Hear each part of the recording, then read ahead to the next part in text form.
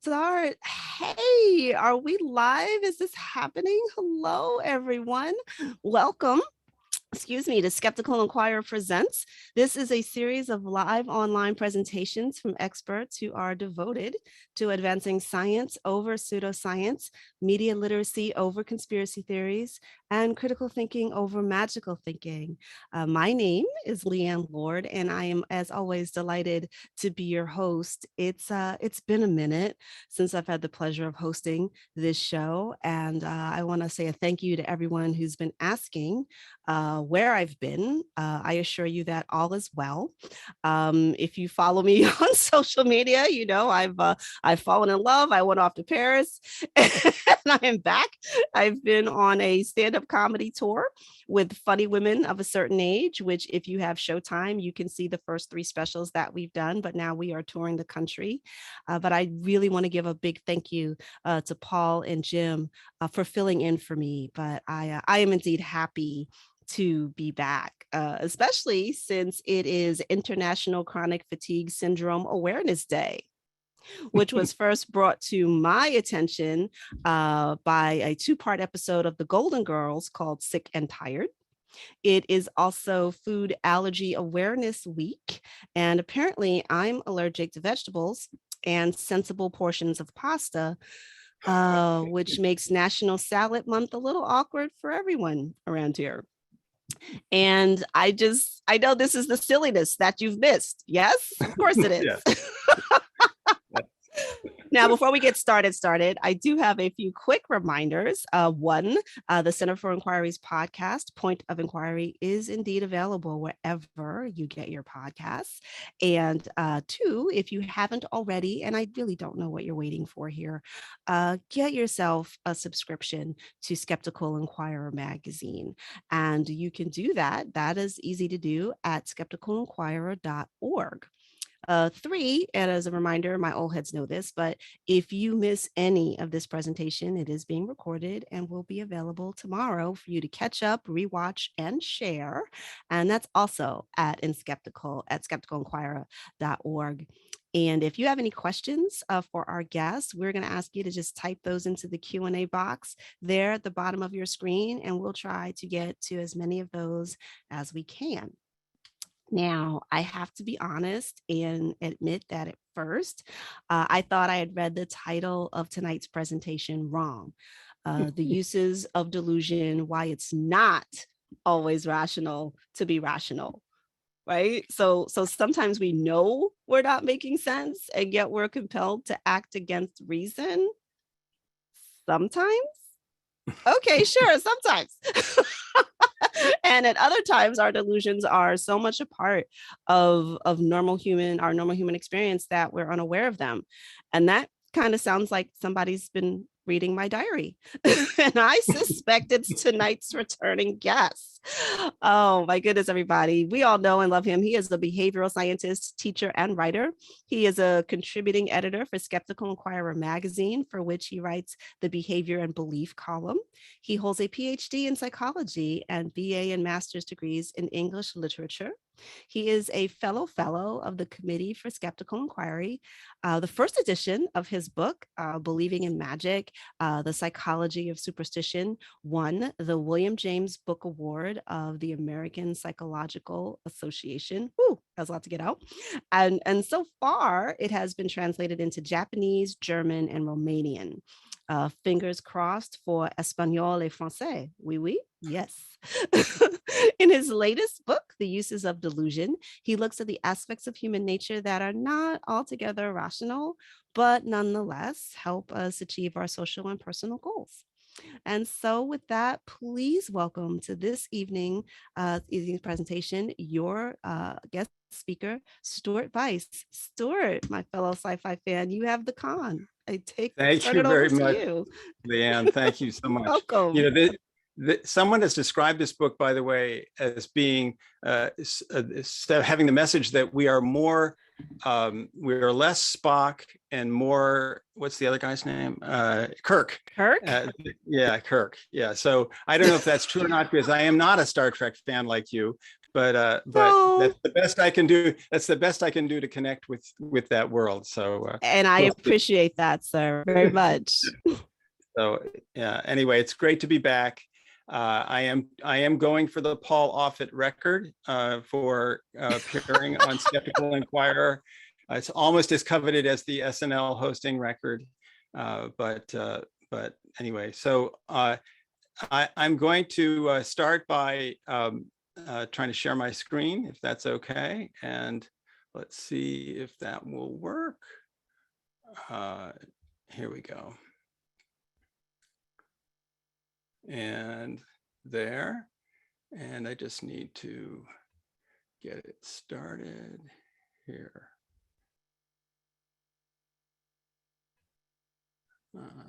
Here we go. Boom. Okay. Is that, can you see that, everyone? Is that working out okay? I need Yeah, to so speak for everyone and say yes. okay, good. Thank you. Thank you. Thank you for that. So yeah, I wrote this book, and as I was writing this book, I said, this is going to be the one that gets you kicked out of the skeptic community.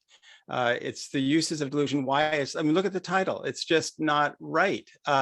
But I just want to make sure that people understand I'm not throwing out the baby with the bathwater. Rationality still is the right thing to do in most circumstances, but I just kept coming up against examples where things were not really rational, but they were still helpful. And so that's what this book is about. It's sort of an act of humility and a way of sort of rounding the picture of human behavior. It is consistent with evolution, and my understanding is that some of the people on this call support evolution as a valid idea.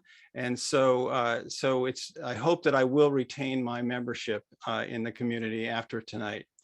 Yeah, so here's the obligatory image of the cover, and it is available in audiobook and Kindle as well. And it's right here over my shoulder too. This is the way you're supposed to do it, I'm told.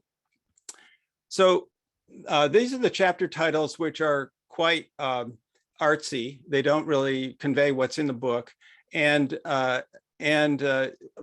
running a little contest here for anyone who can identify one of the chapter titles that is stolen from a song by a now defunct but beloved indie rock band. Then put your answer in the Q&A, and if you get it right, then you will get my esteem and praise for knowing the correct answer. I've decided not to try to summarize the whole book. I think it's a little bit hard to do that. So I'm going to concentrate on one chapter primarily and get deep into it rather than trying to do the whole thing. I'm giving a number of talks over the next couple of months on this book, and I don't kind of want to give the same talk over and over again, and there may be some overlap in the audience. So I'm going to go and pick things out as I give talks on it over the next few months. The book has just come out, so I think this will be a better approach. Tonight's topic is the delusions of personality.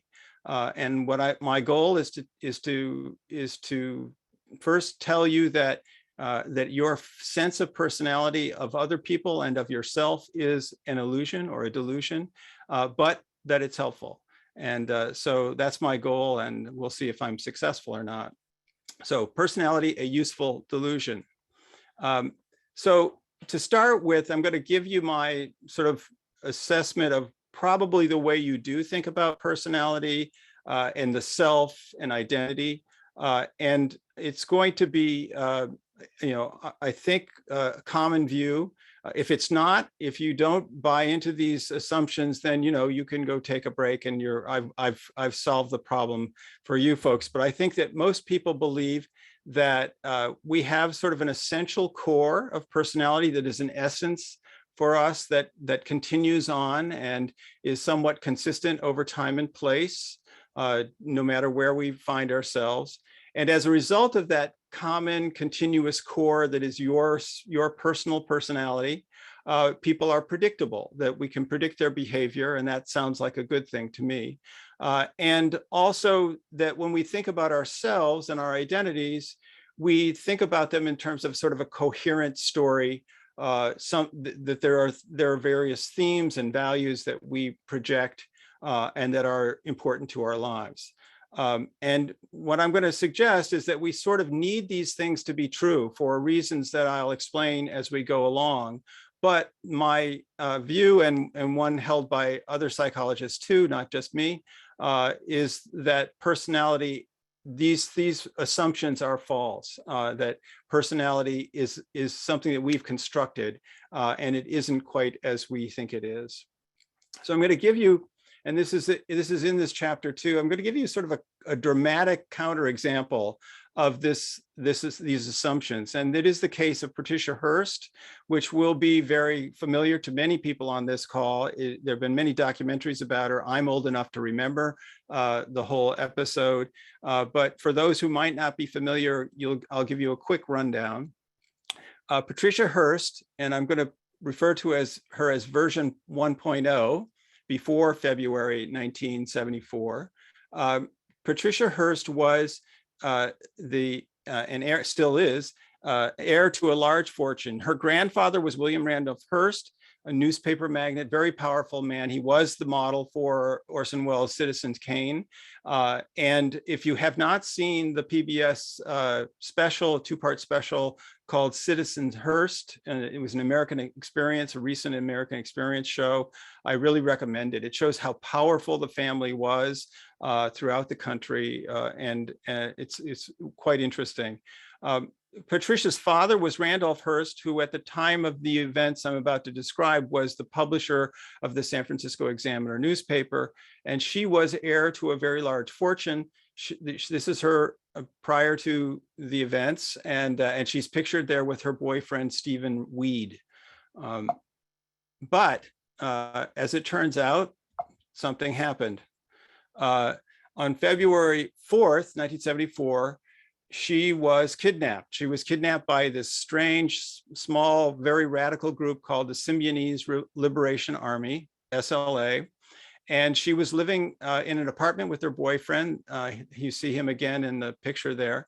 And they were living in an apartment in Berkeley. She was kidnapped. He was left behind. They didn't really want him. And she ended up spending several weeks in a closet in an SLA apartment where she was bombarded with left-wing propaganda. She was blindfolded when she was taken out and so forth. But eventually, Tanya 1.0 appears.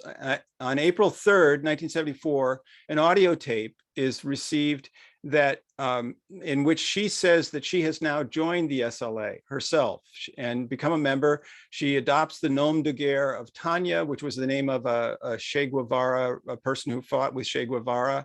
And she rejects her previous life. This poster on the right showing her with an automatic weapon in front of the SLA seven-headed serpent symbol became like a very common dorm room decoration for the campus radical types. And she suddenly was a hero of the left-wing movement at the time. And so April 15th, tax day. Now, this is just a few months after she was captured. She participates in an armed robbery, a bank robbery at the Hypernia Bank in San Francisco. And she, has an automatic weapon with her. And so she is apparently part of the group. But of course, immediately theories are floated that she has been brainwashed or coerced into doing these things. It's a very common speculation that people have. But 10 days after this event, another tape is received. And this lasts about 1 minute, a little over a minute. So I hope you can hear it. And I'm going to play it for you now. I hope it works. In an extremely bitter statement, Patty Hearst once again says she has joined the SLA and has not been brainwashed. The enemy still want to be dead. I am obviously alive and well. As for being brainwashed, the idea is ridiculous to the point of being beyond belief.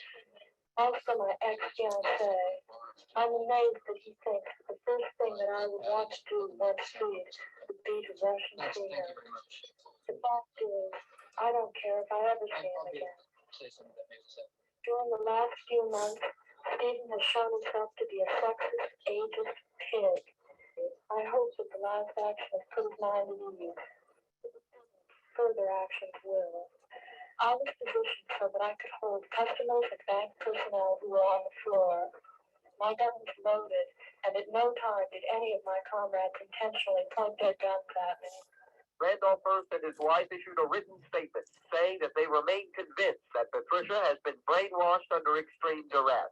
They say they are not surprised by the newest tape, and we're just glad Patty is still alive. Okay, that's that. I've always felt as though that was a pretty harsh way to be dumped by your girlfriend.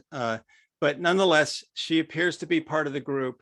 And here's an episode that happens soon after this that is kind of crucial to the story. Later, on May 16th, 1974 now, she's in Los Angeles with two SLA members, Bill and Emily Harris.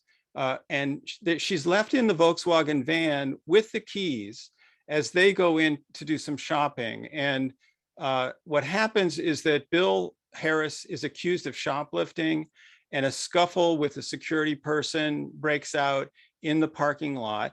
And Patricia, Tanya sees this happening, and she picks up an automatic weapon and starts shooting at the store. She empties one whole clip of an automatic weapon and picks up a second one and starts firing. And no one is hurt miraculously. She shot most of the bullets into the sign above the store, but she provides enough cover that the three of them get away. And so this was brought up later at her trial for reasons that I will point out. But eventually, over a year and a half later, she is picked up. She's found in an apartment in San Francisco with one other SLA member. She's been on the lam for over a year and a half. And when she is arrested, there's a crowd at the police station. She raises her fist in a revolutionary salute. And when she is asked for her occupation, when she signed in, she gives it as urban guerrilla. So she's clearly acting like an SLA member, quite different from the heiress that she started out. But of course, she's now back in the arms of her family. And so Patricia 2.0 emerges. For a while, she continues to use the revolutionary language, and she had a boyfriend that she was missing who was in the SLA. And but the family was very powerful and very wealthy. They hired the most famous lawyer of the day, F. Lee Bailey, and he mounted a brainwashing defense. But the fact is that brainwashing defenses have almost never worked in trials for reasons that we could discuss. But she was found guilty, and the verdict was upheld on appeal. And so she went to jail. She was given a fairly light sentence, a 7-year sentence, but that didn't end her family's efforts on her behalf. And one of the crucial events that affected her fate was that on November 18th, 78, while she's in jail, the horrible People's Temple massacre happens with a mass suicide in Guyana. 909 people, including 300 children, died. And so this fueled the brainwashing theory. This made brainwashing seem more plausible. And so President Carter, again, with much family influence, I'm sure, President Carter, just a month or two later, commutes her sentence. She only ended up serving 22 months of her 7-year sentence. And later, on the last day of his term, his presidency, President Clinton grants her a full pardon. So very, very unusual, not the kind of fate that any of us would experience in such a circumstance, because we are not members of the Hearst family. I assume we are not. So Patricia, after all of this, became Patricia Hearst again. She wrote a book about her own experiences. She made talk show appearances. She actually did some acting in John Waters movies. And she is now sort of leading a quiet life. She has dogs that she raises, and she's actually won a couple of Westminster kennel contests over the years. But she, I think, keeps it pretty low. And I love this Dahlia Lithwick quote, which basically, is true, that Hearst's brainwashing defense ultimately succeeded not in any court of law, but in the court of public opinion. So I bring this example because, the question that results, and I'm not really concerned at the moment with the legal aspects of it, but the questions that are, was she one person or was she two? This is an extremely dramatic example of inconsistent personality. You couldn't have predicted the person in the middle if you had guessed it. And the reality is that despite the brainwashing effort, she had many, many opportunities in which she could escape. The Mel's shootout was just one example where she was left with the keys. She could have driven away and turned herself in and gone back to a much safer life than the one that she was living. And so it really is an example that does contradict the whole consistency of personality view that I think we mostly agree to, and it's why brainwashing becomes a possible explanation. So I'm going to step back now and talk more about the way psychologists try to understand personality, the self, and our identity. And it's an interesting story in and of itself that does relate back to Patty Hearst in a way. So I'm going to talk about the psychological science and personality. And what's interesting here is that these are two journals, very prestigious journals in psychology, and they both have both personality and social psychology in the title. Both these journals and both those topic areas in psychology are aimed at understanding regular people, typical people, not people with psychological problems. But they, despite being put together in these journals this way, they take very different approaches to doing that. So I'm going to briefly talk about each approach. So personality psychology has a long history. And by the way, I should have had a little bit of a trigger warning, I suppose, about the nudity on the right there. Try not to be upset about it. But the story begins very, very early. Galen's the Greek physician Galen had a theory of humors.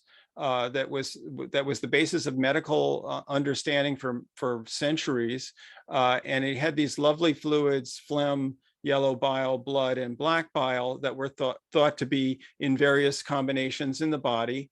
And later, Lavoisier, put together a manual, and he suggested that people who were typified by these four fluids, these four humors, could be identified visually by their faces. And so you get these funny faces here, and that those facial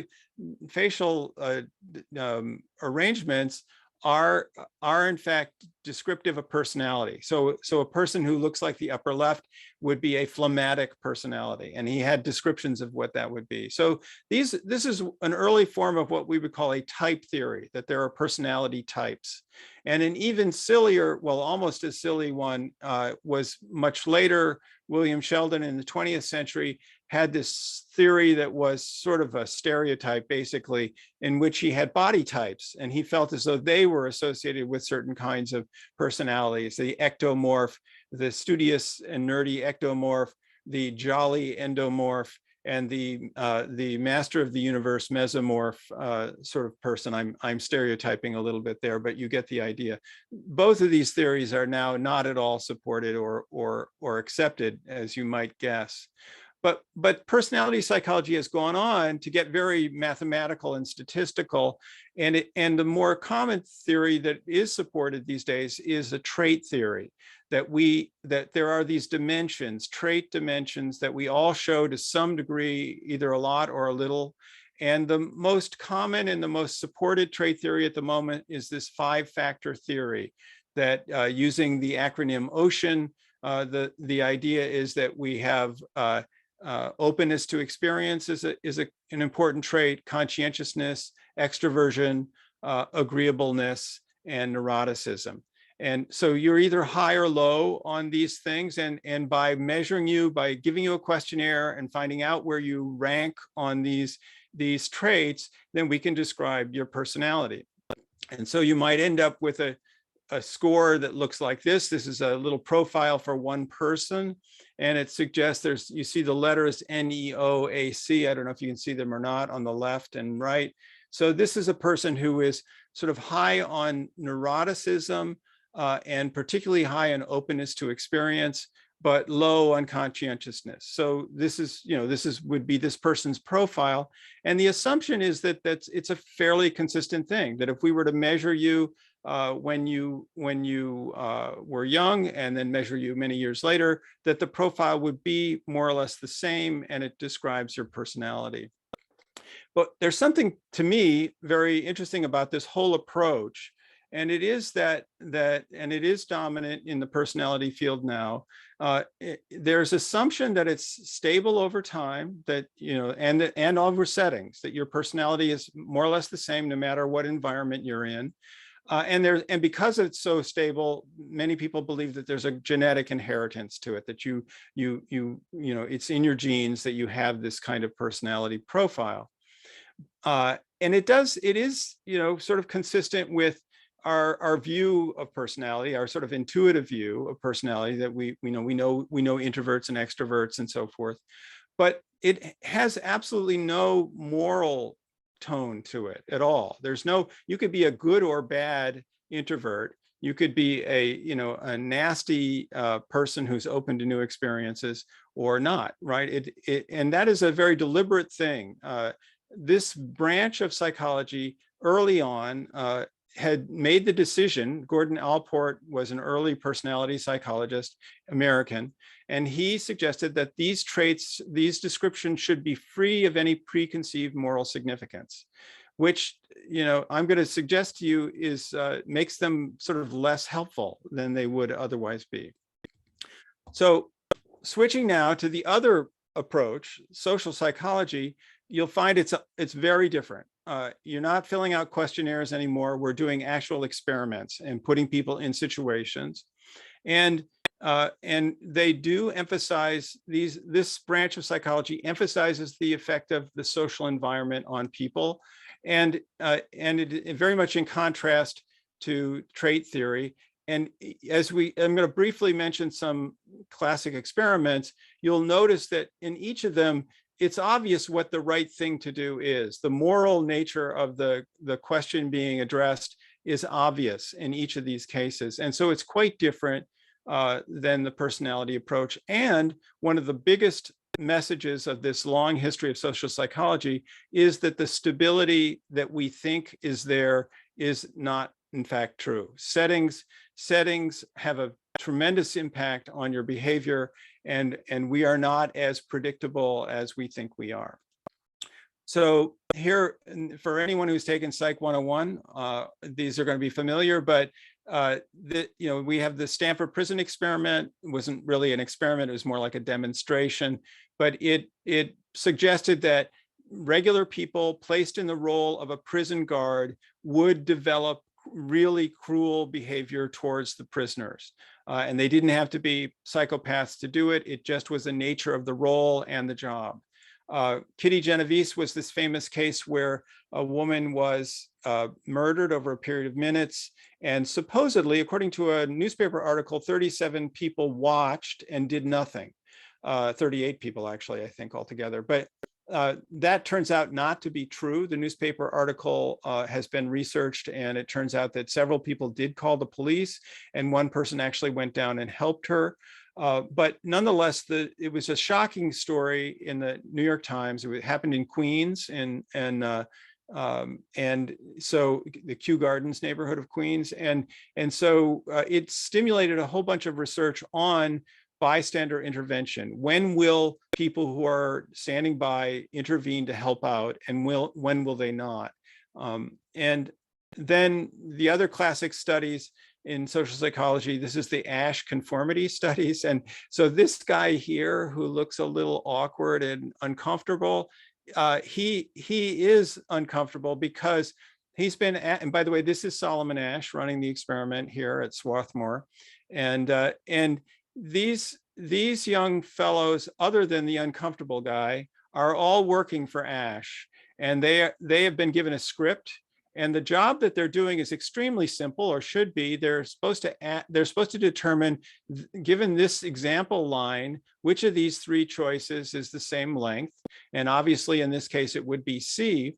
But on certain trials, as they go through several of these questions, this group of people give obviously the wrong answer. Like, for example, they might all say B, B, B, B in this case. And then it comes to our poor participant, and he has to decide, is he going to give the right answer, what he knows is obviously the right answer, or is he going to kind of, crush himself and go with the group, fold? And a shocking number of people did go with the group and cave in when they should have known the right answer. So conformity is a powerful social force. And then finally, perhaps the most dramatic and well-known case is the Milgram obedience studies, which are very familiar to many people. And they showed that they were inspired by the Holocaust, and they showed that normal people taken off the street would give extremely high electric shocks to a man with a heart condition. And all that it took to get them to do it was that a man in a white lab coat stood over them and said, "You must go on, you must continue." And it was a very upsetting, of course, message. And I'm sorry to say that it has held up. It has been replicated, and more or less the same results have been found. So the message of social psychology is quite different from that of both our intuitive ideas about personality and personality psychology. It suggests that the situation that you are in is extremely powerful, that the continuity of personality is not guaranteed. This is very consistent with Hannah Arendt, the philosopher's view, in which she introduced the idea of the banality of evil. She covered the Eichmann trial after Eichmann was captured, and she came to the conclusion that he was not someone who hated Jews and was psychopathological. He was just a bureaucrat, and he was able to follow the rules and do what he was asked to do, and horrible things resulted. So it's not a happy message, but it is a message that suggests that we are, under the right circumstances, we are capable of being unrecognizable to ourselves, just the way Patty Hearst was, in some senses, unrecognizable to the people who knew her before. And in case you needed modern examples, we have the Abu Ghraib prison thing that happened in 2004. Which is basically a replication of the Zimbardo experiment, showing the torturing of prisoners in Iraq. And in fact, Philip Zimbardo, who was the person who ran the Stanford prison experiment, the psychologist, was an expert, testimony, provided expert testimony in one of the trials of the soldiers who was tried for war crimes in this case.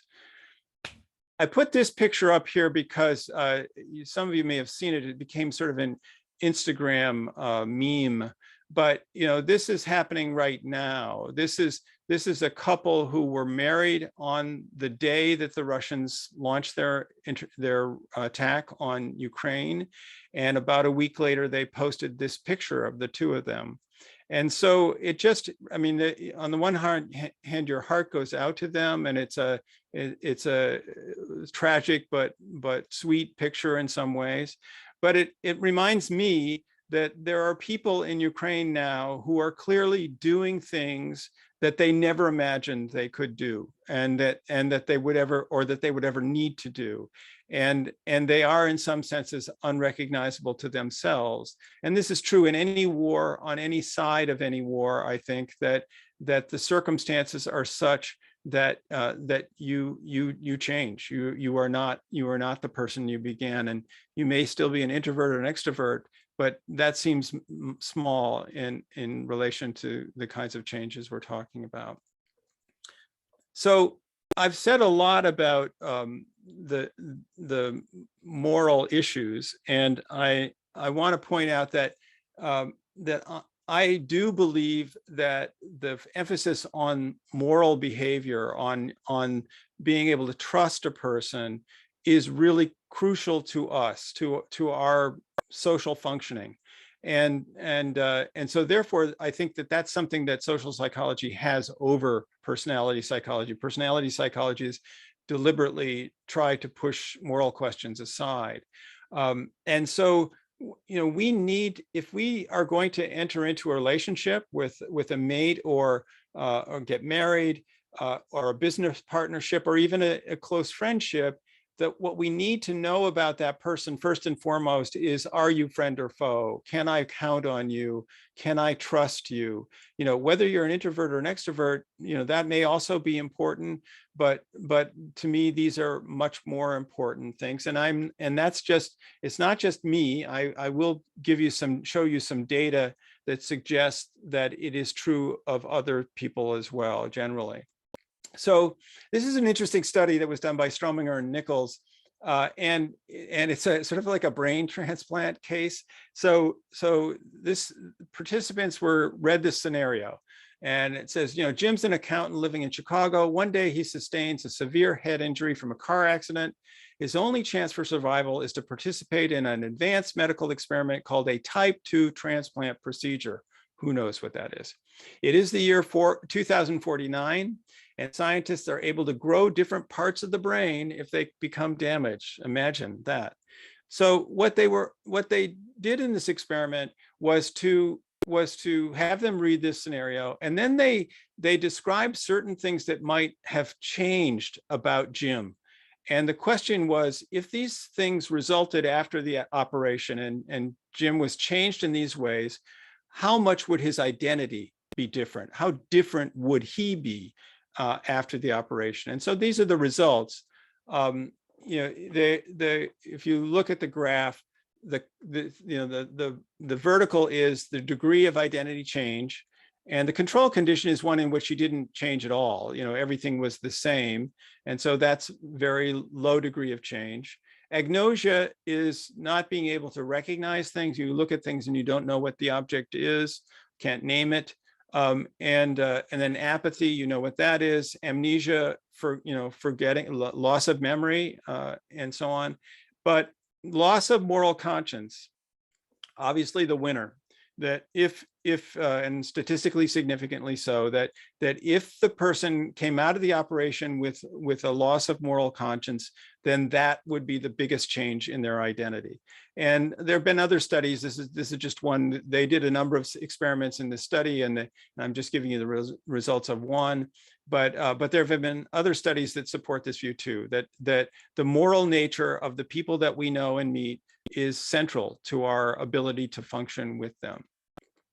So the happy message that I'm giving you tonight is that moral identity is really important.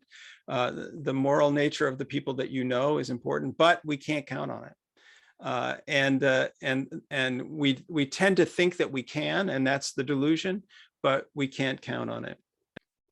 So I'm going to change gears a little bit here as I move towards the end, and talk about memory and now the sort of subjective sense of self.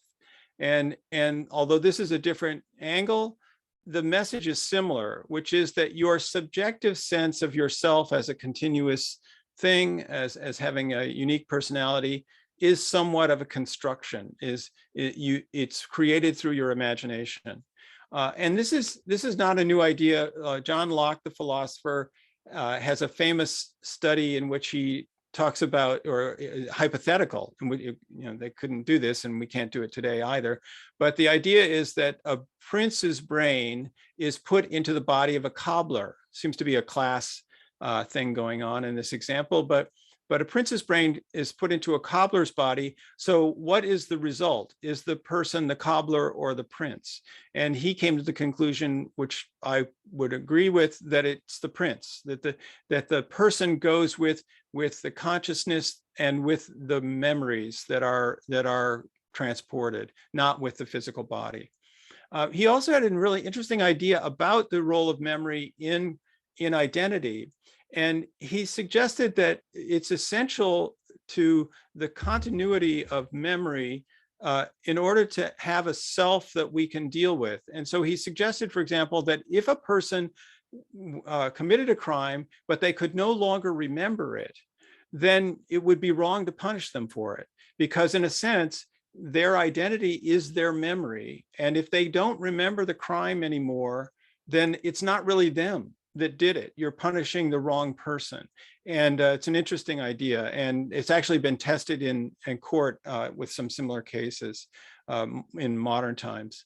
A similar idea comes from philosopher David Hume, who has a no self theory or a bundle theory. And what he suggested, and this is very similar to a Buddhist view of the self, he suggested that we are really moment to moment, just these little sensations that and they're discrete. You know, I feel myself sitting in the chair, I feel my hands moving.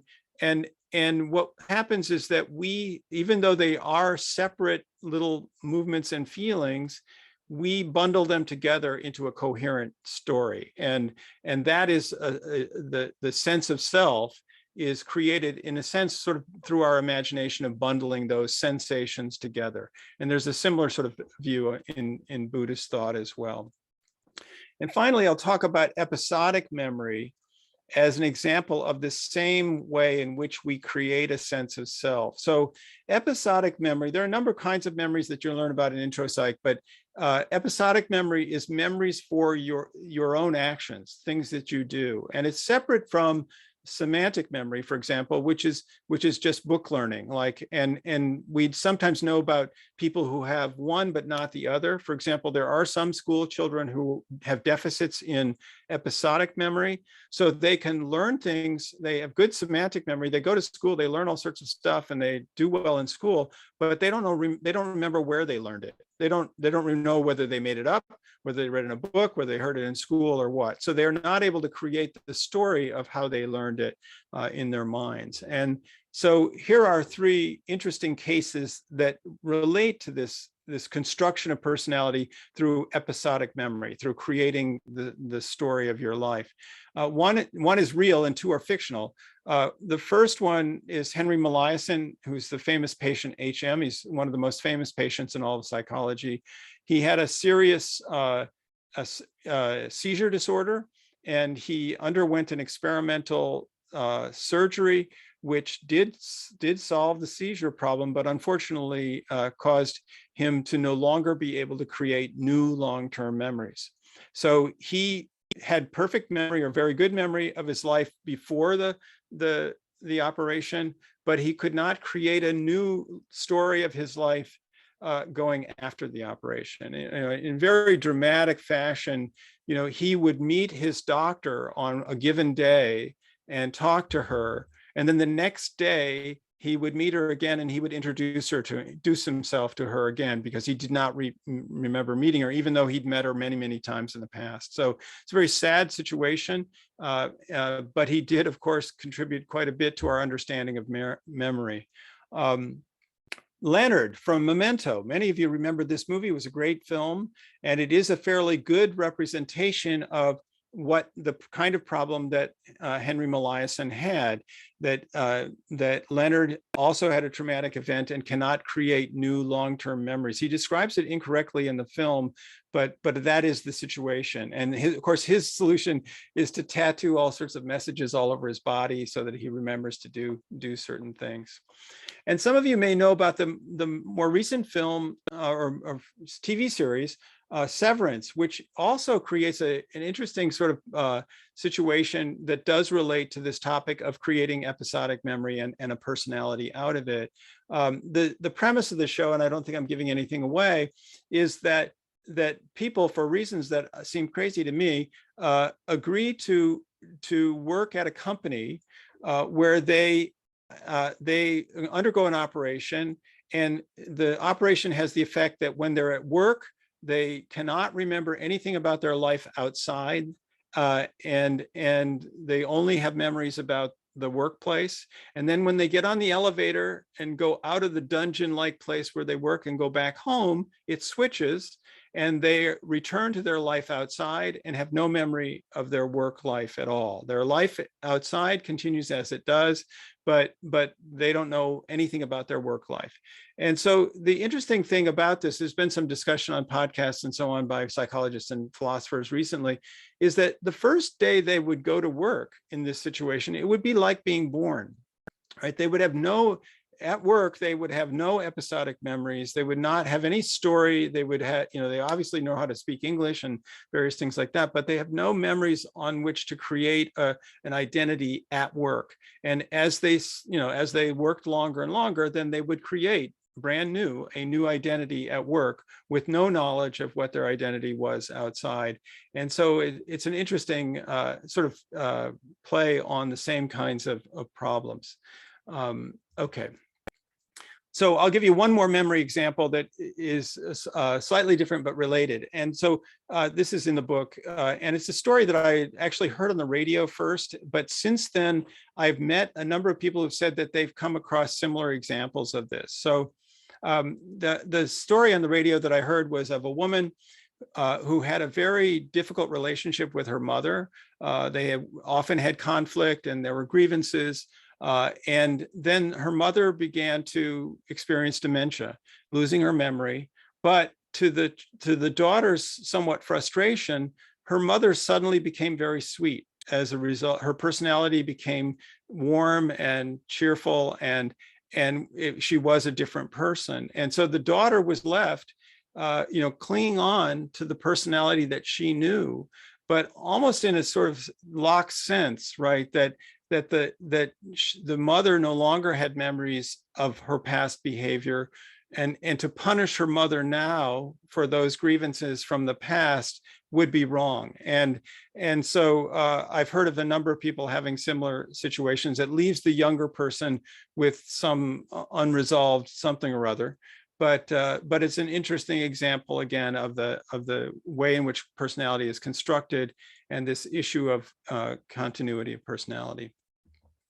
So I'm close to done, and I will just conclude by saying that that the view, if I've taken you along this trip and you accepted any of it, is that our view of personality as a consistent, essential thing within us is more a feature of luck than it is of something about us. That most of us do live our lives in fairly consistent environments, and so those environments support the same kind of behavior we've been showing over the years. But the situation that we're in is very powerful, and if it were to change in certain ways, we would change in ways that would make us quite different in important ways, not just in terms of introversion, extroversion, but in important ways that affect other people. And the idea also is that our personal sense of identity and self is somewhat a construction and something that we imagine. So if that's true, and if you accept any of that as being true, then the question is, well, how is that useful?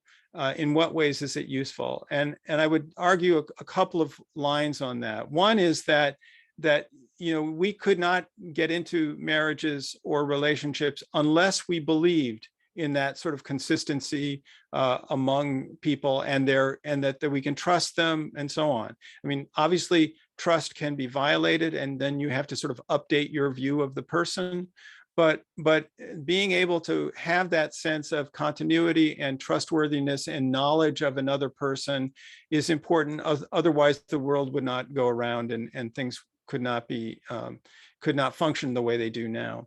And then on the personal side, I think that, and I hope that you get this sense intuitively too, is that having a story, having our lives be a narrative that makes sense to us in some way. Even if we've imposed that sense and that continuity onto it, and it's not really there in the events, I think that sense of coherence provides a sense of meaning. I think we are happier people believing that we have lived lives that are not just buzzing and beeping in each second, but are in fact coherent in some way. And so it's an illusion, a delusion, if you will, that I think benefits us. And so I will conclude by saying, personality, self, and identity are delusions, but in a good way. And that's it. Thank you. My goodness. Thank you so much, Stuart. Thank you for that. I have learned a great deal. And you can, oh, thank you for taking down your screen share. And I'm going to change my view so that I'm not seeing just me and freaking myself out. Yeah, no. But no, I've got a couple of things here. I feel like I want to update my LinkedIn resume to say urban gorilla. I don't know if it'll let me do that. Probably not. Probably not. And this is very broad brush right here, but the personality psychology sounds a little bit like Hogwarts houses. Yes, Like you're trying to fit people into little boxes based on, you know, very scant. Absolutely. Definitely the early version, especially, you know. Yes.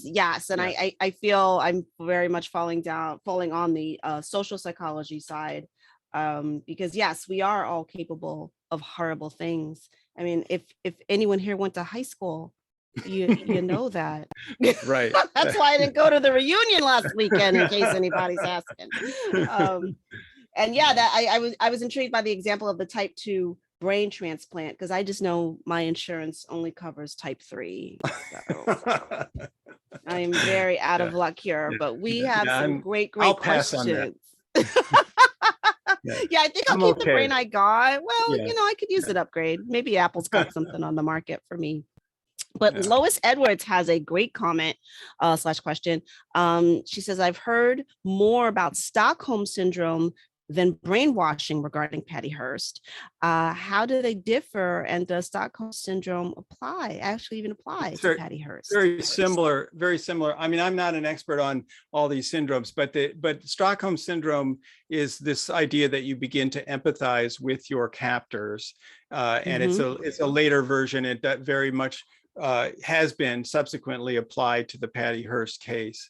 But, you know, all of those, and I didn't get into this, but all of those are aimed at, you know, Stockholm syndrome or brainwashing. They're aimed at removing the sense of responsibility. You know, I think they're tied up in the making a judgment of the person. We either want to blame them or we don't want to blame them. And so if you say it's Stockholm syndrome, or you say it's brainwashing, then somehow that transfers the responsibility to someone else. And I'm not saying that's, you know, I think that the question of how we punish or not the individual is a separate question. I have talked about that some in the book, but you know, it's hard not to recognize that some of these theories are motivated. That people want the story to be a certain way. So Stockholm syndrome excuses the victim to a degree, which, you know, I can understand the desire to do that. And the same with brainwashing. But it's interesting to note, I mean, my point is simply that, you know, Patty Hearst was completely different in that year-and-a-half period. She was a very different person, and no one would have predicted it, I don't think, beforehand. And so that's the kind of message that I'm getting at, that our sense of, even I feel it, I know that many people do, that, you know, I of course make sense. I've made sense throughout my whole life. I made my mistakes, but generally I'm on a path, you know, and my suggestion is that that's more of an illusion, more of luck than anything else. Yikes. Yeah, no, I feel like I need to sit down and spend some time with my journal this evening. Oh, such great comments in here. Let's see. By the way, do we have any answers on the Oh, we had tons of answers. Those are in dismissed. Let me see. Let me go. I feel fine. Let me go to the top. I feel fine. Odysseus and Rags. I feel fine. Bedtime stories. The Living Dead ? Those seem to be the top in the running. Those are not the right answers. None of those are correct. No. Okay, Bright Future in Sales. I don't know. Was that correct? A title? that is the right. Oh, answer. William London. And Fountains of Wayne. Yes. Is that the artist? Bill. That's right. Okay. Fountains of Wayne, Bright Future in Sales. I stole it from them. So anyway, yeah. Good. Bill Wow. wins. Well, Well, tell Bill them, tell always, them. he has had my esteem and praise already. So, but Oh, okay. Because that was the he gets prize, more. everybody. Esteem and That's right. praise. So, I'm not sure how that translates into eBay dollars, but No, I know. we'll do what we There must can be here. some Sure. crypto thing there. Oh, very nice. Nicely done. Lois Edwards is asking also, does personality really change in extreme circumstances? Or is that part of the personality that was always there, but is not expressed until the circumstances bring it out? Well, I mean, those are sort of the same thing in some ways. I mean, Yes. the story is that it's all there in us, that many, with some variation, of course, we are all capable of very good or very bad things depending on the circumstances. And so, I'm not sure how to answer the question. It seems they both seem Yeah. to be the same sort of theory that it is there anyway, and it's not unique. That's the other part, is that it was like a huge percentage of people who went all the way to the end of the line on the Milgram experiment, not just a few bad apples, right? It was the huge group that did it. So the suggestion is that the uniqueness of personality is not as, when push comes to shove for the important things, the uniqueness of personality is not as we think it is. It reminds me, and this is, I guess, been phrased in other ways, of people who we read history and we're very arrogant in our present. And we think, oh, if I were back then, I would have done such and such. And it's like, yeah, maybe you probably wouldn't. Yeah, exactly. That's exactly. Yeah. Because it's hard to imagine the circumstances that they were in. Yes. Standing We where want to we be are in the future. Exactly. We want to be heroes of the future, and we're not even being heroes of the present. So we should have a little bit more grace for people of the past. Just throwing it out there. And I cannot say that 3 times fast. That was it. I'm going to have to watch the video to know what I just said. I know we're running up on the hour, but I do have a couple more questions I definitely want to get in. And Linda Ferrarizara, I probably said that badly, asked a really good question. What is the definition of moral identity? Is it defined by the individual, or is it defined by other people? Well, I mean, I don't think that what I'm talking about is moral identity, but what I'm talking about is that the moral behavior is the thing that we care about the most. So Yes. when you think about identity, you do tend to think, we as just regular people think in those intuitive terms of introvert, extrovert, all those kinds of ways that we describe, hopefully not astrology, but various ways that we describe personality. And but what I'm suggesting is that we make judgments about people. We make judgments that this is a good person. This person is, I can trust this person in this area of my life, maybe not in with others' questions and so forth. So we're making those kind of judgments all along.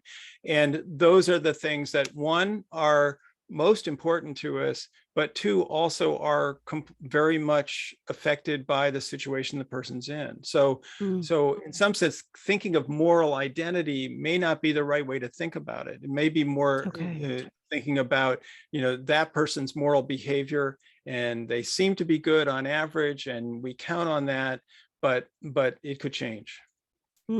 Like the person you might trust to go out to dinner with is not the person you trust to, I don't know, count your money. Right. These are very different things. And we know people in different ways. I give the example in the book, like you might have a really good physician that you go to, right? And you really value this person. They do really good work for you as a patient. You have no way of knowing they might be a terrible boss, right? They might be nasty at home, right? But your relationship with them is this circumscribed thing of being the patient, and for you, that's all that counts. But other people might have to deal with a different aspect of the person, and so it's an interesting question. We need people in different ways, and it varies depending upon the nature of the relationship. Yeah, that really resonates. I'm very much personalizing it, like terrible wife, amazing girlfriend. But yes, I mean, absolutely. Yeah. Okay. We are right up on the hour, and we have so many more, but I definitely want to get this one in from Richard, because I think this vexes us all. Why are moral decisions compromised when individuals join large groups, i.e., that mob mentality, one Yeah. of the tests that you cited? Like, why does that happen to us? Well, I mean, this has been studied a lot, and there's this concept of diffusion of responsibility, right? That if something's bad is going to happen, but you're doing it as part of a large group, then it's easier to spread the responsibility for that action across many people. If on the other hand, this is in the bystander intervention stuff. If you're the only person who's there when an old elderly woman trips and falls, there's a very good chance that you're going to do something positive and help out, because there's no one else, right? There's no one to diffuse the responsibility. Now, if she trips and falls in a big crowd, then the likelihood, it's not the case that everyone is going to rush. People are going to hang back because it's diffused over groups. So the group behavior is really powerful as well, that people do things in groups that they would never do alone. And yes, that's college, everyone. And by the way, if an old lady trips in a crowd, everybody should rush to help her, because she's going to have peppermints in her bag to say thank you for helping an old lady out. Exactly. Stuart, thank you so much for this. And your book is out, yes, available at all the finest places. Right there. Yeah, okay, and you said audio and prints, yes? Kindle. Did I mishear that? Audio, okay. Kindle and print. Yeah. So okay. Yeah. Awesome. I always like a good driving listen for book. But again, I thank you. And I want to remind our audience that if you missed anything tonight or you want to hear it again, a recording of this will be available tomorrow at skepticalinquirer.org. And Stuart, thank you again for your time and expertise. And as always, I give my thanks to Skeptical Inquirer, the Center for Inquiry, our producer working in the background diligently, Mike Powell, and to you, the audience. My name is Leanne Lord. Thank you and good night, everyone. Good night, Stuart. Thank you. Thanks, Leanne. Great to see you. Great to see you too.